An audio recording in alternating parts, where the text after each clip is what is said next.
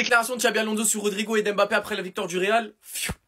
On commence avec le kicks, bien sûr marqué avec le 10, c'est très spécial, c'est un chiffre très important au Real Madrid, mais le 9 l'est aussi. J'espère ne pas avoir à changer de numéro à chaque saison. Vinicius, attention, il a pas eu le 7 au Real encore. Il a aussi dit, je pense que nous avons bien joué, il y a évidemment des choses à améliorer car c'est le premier match de la saison, mais nous allons continuer à progresser et à avancer. Xabi Alonso lui a déclaré sur Rodrigo pourquoi Rodrigo n'a pas joué. Aujourd'hui, il n'y avait qu'un match, aucune analyse derrière, c'est ma décision. Rodrigo est dans mes plans. Et il a aussi rajouté sur Mbappé, après cette première saison, Kylian veut maintenant sérieusement faire plus, ça se sent quand on lui parle et quand on travaille avec lui, je peux dire qu'il est vraiment très motivé. Et c'est exactement ce qu'on a vu, je l'ai senti très affûté, très en jambes. Il a fait beaucoup de différences, notamment sur le côté droit, il a été beaucoup demandeur du ballon. Donc franchement, très bon match du Kicks, à la différence de Vinicius. Déjà la photo, c'est une folie. Mais voilà, Vinicius, il y a eu quelques fulgurances, mais c'est pas assez. Mais au moins Vinicius, lui, il joue.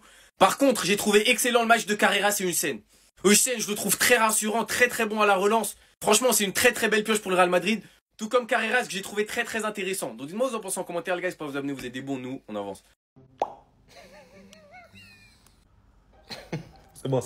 Mais vous êtes les boss.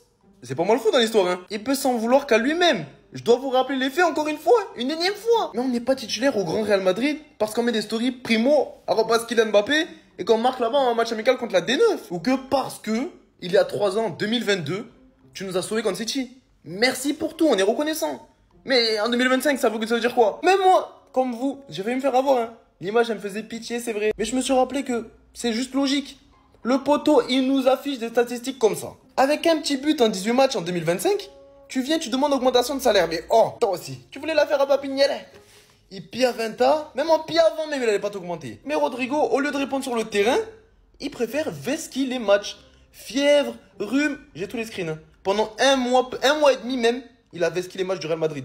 Il a pas voulu mettre la tenue blanche parce que son salaire... Mais vous vous rendez pas compte, je crois. Faites-moi jouer si c'est ça.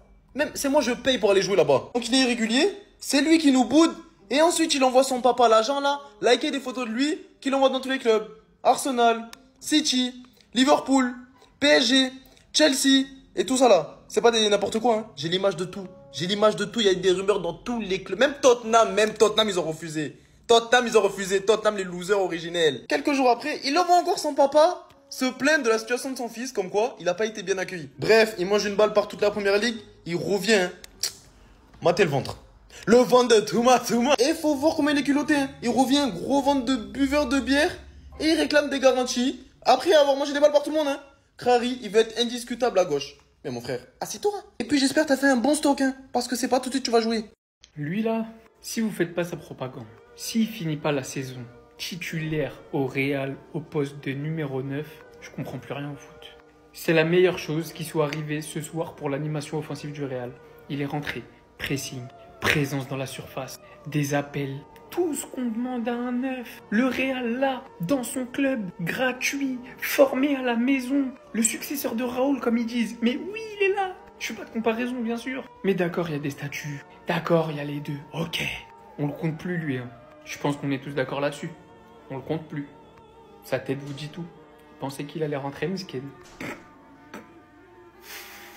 Bref. Là, ce qu'il le Real veut le garder, lui veut rester. On s'attrape à la fin du mercato. Mais revenons sur Gonzalo Garcia. Il joue chez les voisins, mais je l'aime bien. C'est l'un des rares joueurs qui pue le football au Real. Pas en termes de talent, parce que il y en a là-bas au Real, on va pas mentir. Mais en termes de mentalité, il joue au poste de numéro 9. Premier ballon, un centre, qui va jouer de la tête. Tout à l'heure, je me faisais la réflexion. Je sais pas si vous réalisez que le plus mauvais joueur de la tête au Real, c'est leur 9 titulaire. Kylian est peut-être le plus mauvais joueur dans les duels aériens du Real, à part peut-être Arda. Tous les autres sont devant lui. Et c'est leur 9. À lui, tu peux lui envoyer des ballons dans la profondeur, dans les pieds, dos au but, dans les airs. Il peut les jouer de la tête. Réveillez-vous, il y a de la place. Kylian à droite, Vinicius à gauche, Gonzalo Garcia en pointe. Avec des cojones, le Real pourrait pratiquer un très beau football et gagner des matchs. Mais pour ça, il en faut des grosses, bien accrochées. En tout cas, moi, je donne vraiment toute ma force à Gonzalo Garcia. Parce qu'à chaque entrée, il prouve qu'il mérite sa place, qu'il mérite sa chance. Et que si c'était pas une question de nom, de hype et d'hierarchie, je vous assure qu'il serait déjà titulaire depuis longtemps. On n'y est pas encore. Avec Vinicius, hein, on n'y est toujours pas encore. Vinicius, s'il te plaît. Vinicius, s'il te plaît. S'il te plaît, Vinicius. Vinicius. Et s'il faut que tu t'énerves encore, que tu casses les couilles à tout le monde sur le terrain, tu redeviens rageux s'il te plaît. Mais fais quelque chose. Aujourd'hui, je vais pas dire qu'il a été exécrable, je vais pas dire ça. Mais le problème, c'est qu'il est sans sauce. Il dribble plus. J'ai l'impression qu'il veut plus dribbler ou bien il a du mal à dribbler. Parce que c'est clair que lorsque tu affrontes un bloc bas, si tu as Vinicius qui réussit à gagner ses duels sur son couloir face à son latéral, ça t'ouvre plus d'options. On l'a vu, hein. À un moment donné, il met un petit crochet comme ça, il fait une passe à Mbappé, Mbappé il peut tirer. Et pareil de l'autre côté, Mbappé à un moment donné, il élimine son vis-à-vis sur son couloir et il fait la passe dans l'axe à Vinicius qui va tirer et que la frappe va être déviée. Pour vous dire à quel point c'est important que ton ailier vienne éliminer. Mais le problème c'est que la percussion, qui est le point fort de Vinicius, j'ai l'impression qu'il veut plus. En fait, je sais pas, j'ai l'impression qu'il veut plus dribbler. Il veut plus ou il y arrive plus, je sais pas. Après, voilà, il a pas tout fait mal. C'est pour ça que j'ai dit que son match n'était pas catastrophique. Il y a eu des bonnes passes intéressantes. Après, voilà, le contrôle du dos. Mais en tout cas, ce qui est sûr, c'est qu'on peut pas le reprocher, c'est son implication dans les courses. Là, il court vraiment. Il s'est remis à courir. Ça, c'est déjà un bon point. Une petite victoire, on va dire, pour le Real Madrid. Ce qui va manquer, ça va être la réussite dans les dribbles. Dribbler, éliminer. C'est ton point fort, Vinicius. Quitte à ce que tu tentes 15 fois, si tu passes 5 fois, c'est bon. Mais il faut pas passer qu'une seule fois sur 15. Sauf si ça mène à un but, évidemment. Bon, en tout cas, Vinicius, hein, on n'y est pas encore. Et s'il te plaît, Vinicius. Vraiment, s'il te plaît, Vinicius. Nous, tout le monde t'aime, Vinicius, en vrai de vrai. Regarde comment ça parle de toi. Ça parle de ton match, ça met des photos de toi sur FIFA 18 quand t'étais pas modélisé. Genre, t'es un imposteur. Non, Vinicius. Quitte à ce que tu reviennes à l'époque où tu t'embrouillais contre le temps, reviens. Qu'est-ce qui se passe avec Vini, bon sang? Qu'est-ce qui se passe? Je ne reconnais plus ce joueur. Il a des stats qui sont catastrophiques. Un but sur les 13 derniers matchs officiels. Le joueur ne réussit plus rien. Je ne reconnais plus le dribbleur fou. Le joueur qui humiliait son vis-à-vis, qui tentait des dribbles tout le temps, pendant toute la rencontre. Alors oui, les efforts défensifs, il est fait. Ça a été l'un des meilleurs hier à faire le pressing. Mais on ne peut pas retenir que ça de Vinicius qui était candidat au Ballon d'Or, qui a permis au Real Madrid de remporter 2 Ligues des Champions en étant à chaque fois buteur en finale.